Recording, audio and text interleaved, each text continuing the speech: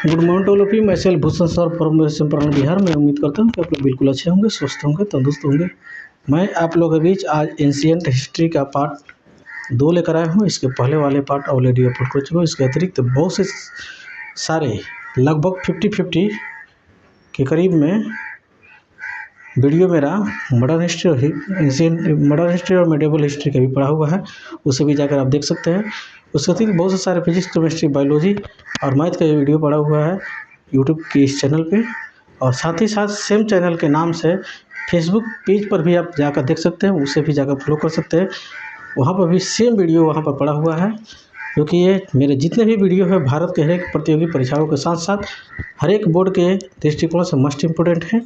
यहाँ पर एक एक लाइन एक फैक्ट उभर के आता है, हर एक लाइन से समझ लीजिए ऑब्जेक्टिव निकलने की संभावना रहता है और निकलता ही है। आज का जो भी सेशन होने वाला है पार्ट 2, जो कि जो बहुत इम्पोर्टेंट है। आप मेरे वीडियो में शुरू से अंत तक बने रहिएगा, बहुत मज़ा आने वाला है। अगर इसको भी आप कवर कर लेते हैं तो समझ लीजिए बहुत आनंद मिलेगा। कहाँ? जब एग्ज़ाम में बैठिएगा तब। तो मैं ज़्यादा देर ना करते हुए मैं अपने सेशन को शुरू करने जा रहा हूँ। यदि आप मेरे चैनल को पर नए हैं तो सबसे पहले आप मेरे चैनल को सब्सक्राइब कर लीजिए, बेल आइकन को प्रेस कर लीजिए और मेरे जितने वीडियो उसे भी जाकर देखिए और उसे शेयर कीजिए और लाइक भी कीजिए, ताकि मैं इतना आप लोगों के लिए मेहनत कर रहा हूँ, चाहे गर्मी हो या ठंडी हो, कोई मौसम हो, कोई समय हो, मैं कंटेंट खोज के आप लोगों के लिए तैयार करते रहता हूँ। आप घर बैठे इसका लाभ उठाते रहते हैं, तो इतना तो आप ज़रूर कर सकते हैं। अपने दोस्तों रिश्तेदारों को भी शेयर कर सकते हैं। आप ज़्यादा से ज़्यादा लोगों के बीच में शेयर कर सकते हैं और इसे लाइक कर सकते हैं। तो ठीक है, मैं अपने सेशन को शुरू करने जा रहा हूँ, जो कि ये 9 या उत्तर पाषाण काल, जो कि ये 10,000 से लेके 3,000 ईसा पूर्व तक ये रहता है।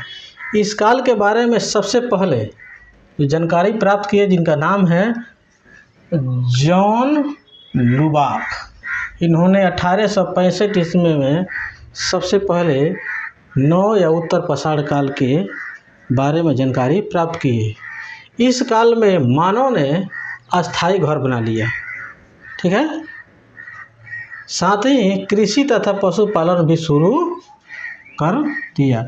इसके पहले वाले जो काल हम लोग पढ़े थे, जिसमें आदि मानव इधर उधर अपना घूम रहा था, अपना भोजन जंगल से प्राप्त करके कंदमूल के रूप में खा रहा था, लेकिन उसका कोई अस्थायी घर नहीं था, ठीक है। यहाँ पर लोग अपना क्या कर रहे हैं, अस्थाई घर बना लिए। अब अस्थाई भी घर बनाने के कारण था क्योंकि इस समय लोग अपना अनाज वगैरह भी उगाना शुरू कर दिए।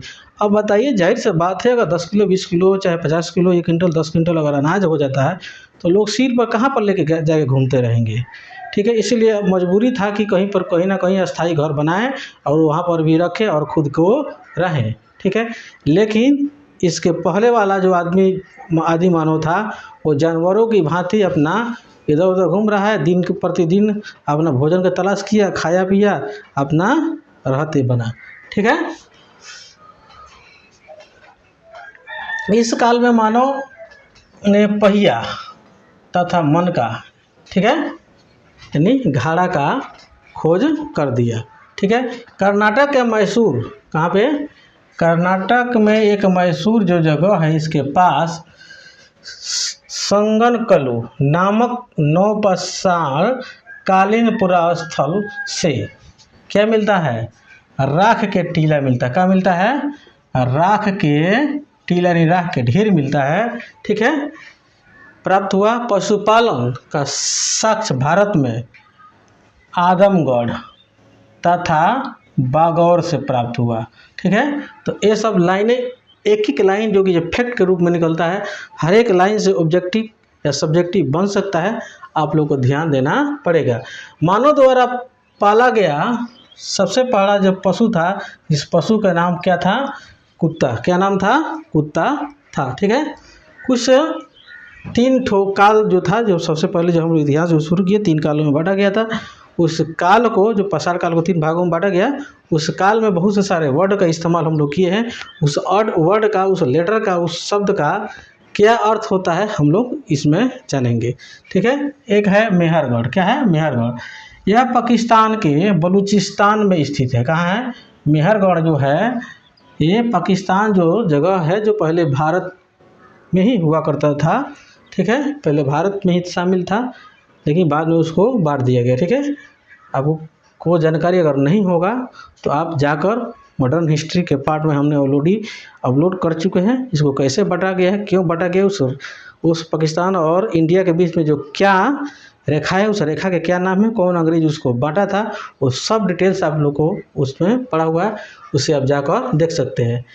यहाँ से सबसे पहले 700 ईसा पूर्व सुलेमान तथा किरथर पहाड़ियों के बीच कृषि के साक्ष्य मिलते हैं। क्या मिलता है? कृषि के साक्ष्य मिलते हैं, जहाँ पर क्या बोया गया था? जौ, गेहूँ, ये सब बोया हुआ था। ठीक है, जो कि जिस साक्ष्य में प्रमाण में मिला। बुरजोम, यह कश्मीर में अवस्थित है। कहाँ पर? बुरजोम कहाँ पर है? कश्मीर में अवस्थित है। यहाँ पर गर्तावास का प्रमाण मिलता है। ठीक है, यहाँ मालिक के साथ साथ कुत्ता को भी दफना दिया जाता है। जैसे ये अंधविश्वास था लोगों को कि यदि मालिक जो था उनका जो कुत्ता था, तो मालिक के कुत्ता जो वफादार जानवर होता है, शुरू से ही अभी तक भी है, तो ऐसे मानना था कि यहाँ पर उनका सेवा किया तो अगर इनके साथ अगर इसको भी दफना दिया जाता है तो ये भी मर जाएगा और इनके साथ इसका आत्मा जाएगा और वहाँ पर भी ऊपर भी जाकर स्वर्ग या नरक में जाकर इनका भी रक्षा सुरक्षा करते रहेगा। लेकिन ये सब भी बकवास था। लोगों को ये क्या था? मन की भावना था, जो कि ये सही बात नहीं था। अगला है कोल्डिहवा। क्या है? कोल्डिहवा। यह यूपी के बेलन घाटी में स्थित है। कहाँ पर? यूपी जगह, यूपी के बेलन घाटी एक में स्थित है। यहाँ पर चावल का प्राचीनतम साक्ष्य जो कि 6000 ईसा पूर्व में मिलता है। ठीक है, कहाँ मिलता है? चावल का प्राचीनतम साक्ष्य कहाँ पर मिलता है? 6000 ईसा पूर्व में मिलता है। अगला है हम लोग क्या है? चिरांद। क्या नाम है? चिरांद। यह बिहार के सारण जिला में, कहाँ पे? यह बिहार के सारण जिला में स्थित है। यहाँ पर प्रचुर मात्रा में क्या है?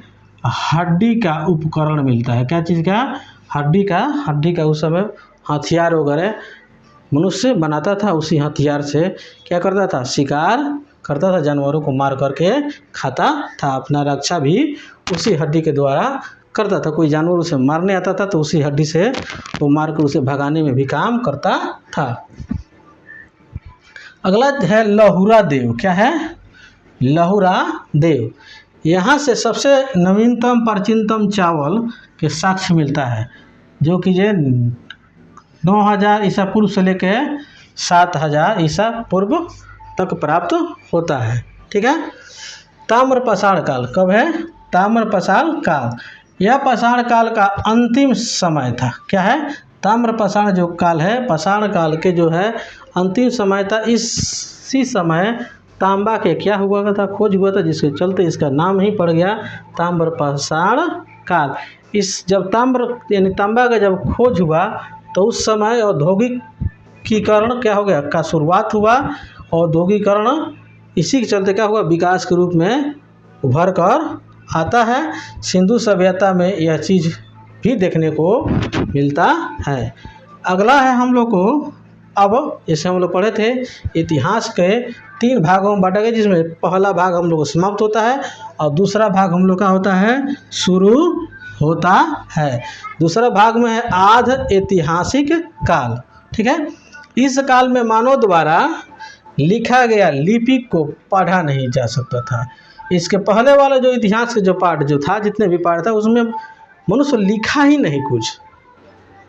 ठीक है, और इस इतिहास के इस दूसरे पार्ट में लिखा तो, लेकिन आज तक वो कोई पढ़ नहीं पा रहा है। भाई लिखा तो साक्ष्य मिला, लेकिन कोई पढ़ नहीं सकता है जो क्या लिखा हुआ है। अब भाई कौन से भाषा में लिखा गया था, क्या कोडिंग डिकोडिंग था, किसी को आज तक पता ही नहीं चला, किंतु साक्ष्य तो मिला लिखित।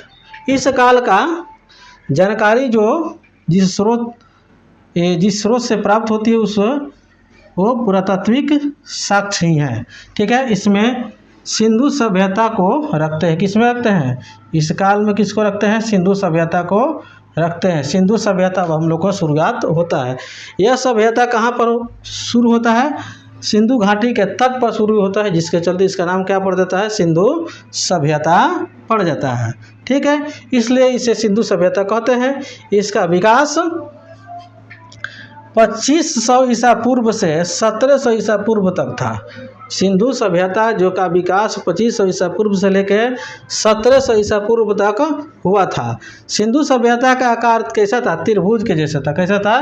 त्रिभुज यानी ट्रेंगुलर था। कैसा था? ट्रेंगुलर था। इसका जो क्षेत्रफल था 13 लाख वर्ग किलोमीटर था।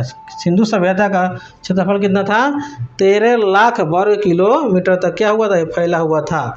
सिंधु सभ्यता में कुल 350 स्थल मिले। कितना मिले? 350 स्थल में, जिसमें से 350 में 200 स्थल कहाँ पर मिल गया? हम लोग को गुजरात में ही प्राप्त होगा, जिसमें 150 इधर उधर क्या है? बिखरा हुआ है। सिंधु सभ्यता विश्व का पहला नगरीय सभ्यता है। क्या है? नगरीय कहे तो क्या है? शहरीय। विश्व का सबसे, अगर पूछ देता है कि विश्व का सबसे नगरीय सभ्यता कौन है, तो समझिए कौन है? सिंधु सभ्यता है। ठीक है, जबकि विश्व का सबसे पहला सभ्यता कौन है? मेसोपोटामिया है, जो कि ये क्या है? ये सभ्यता कैसा था? ग्रामीण था। लेकिन सबसे पहले का विश्व का सबसे नगरीय सभ्यता कौन है? सिंधु के सभ्यता है। ठीक है, इस सभ्यता का सबसे पहले जानकारी किसने दिया था? जिसका नाम है चार्ल्स मैसन। क्या नाम था? चार्ल्स मैसन। 1826 ईस्वी को दिया हुआ था। ठीक है, कब दिया था? 1826 ईस्वी में चार्ल्स मैसन ने सिंधु सभ्यता के बारे में जानकारी दिया हुआ था। इस सभ्यता को सर्वेक्षण जो किया उस व्यक्ति के नाम है जेम्स कनिंघम। कब किए थे? 1853 में इस सभ्यता का क्या किए थे? सर्वेक्षण किए हुए थे। तो आज के सेशन में इतना ही है। यदि आपको ये वीडियो अच्छा लगा होगा तो आप इसे लाइक कर सकते हैं, वीडियो को ज़्यादा से ज़्यादा लोगों के बीच में शेयर कर सकते हैं, और अभी तक मेरे चैनल को आप सब्सक्राइब नहीं किए हैं तो इसे सब्सक्राइब भी कर सकते हैं। ठीक है, क्योंकि आप देख सकते हैं कि इसमें एक लाइन में, हर एक लाइन में समझिए ये ऑब्जेक्टिव छिपा हुआ है। ठीक है, इस चीज़ को बनाने में, इस तैयार करने में, खोजबीन करने में समझिए जब बहुत ज़्यादा समय लगता है, बहुत मेहनत करना पड़ता है, तब जाके आप लोग को इतना आसानी से, सहूलियत से और फ्री ऑफ कॉस्ट प्राप्त हो जाता है। तो आप तो इतना ज़रूर कर सकते हैं कि अपने दोस्तों रिश्तेदारों में ज़रूर फैला सकते हैं, पूरा विश्व में, पूरा भारत में इसे फैला सकते हैं। जहाँ पर आपका अप्रोच है वहाँ तक आप पहुँचा सकते हैं। इतना तो मदद आप ज़रूर कर सकते हैं। तो इसके अगले पार्ट में बहुत जल्द आप लोगों के बीच लेकर आ रहा हूँ। तब तक के लिए जय हिंद, जय भारत।